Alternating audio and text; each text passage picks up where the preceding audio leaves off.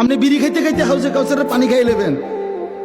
বাহ বাহ বাহ বাহ বাহ, ঘটনা কি তা? এটা এত সস্তা হয়ে গেল? হ্যাঁ, কি ঘটনাটা কি? আখেরাতে তো সহজ মনে করলেন, আখেরাতে তো কম দামি মনে করলেন। জান্নাত আপনি কি ছোট, জান্নাত কিটা আসলে? দুইটা রুম আর একটা বাথরুম নাকি? দুইটা রুম আর একটা বারিন্দা, এটা এটা জান্নাত? তো আপনি কি মনে করছেন? এটা কি ভাবছেন? আল্লাহ আমাদেরকে মাফ করে দেন। এই জন্য চলেন, আমিও ভাবি, আপনিও ভাবেন, বয়স্ক বাবারাও ভাবেন, নওজোয়ান ছেলে তোমরাও ভাবো।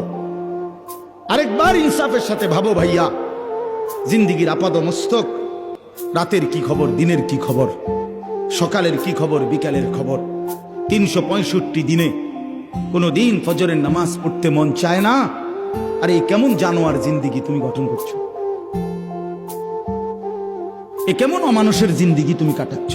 মুসলমানের ঘরে তুমি কেমনে ঘুমাও? তোমার মতো দুশ্মন কেমনে ঘুমাও? 5 ওয়াক্ত নামাজ, 1 ওয়াক্ত নামাজ পড়তে চায় না, এ কেমন জিন্দিগি? মুসলমান 30 বছর কেমনে মিশা কথা বলে? 30 বছর একজন মুসলমান টানা কেমনে সুদ খায়?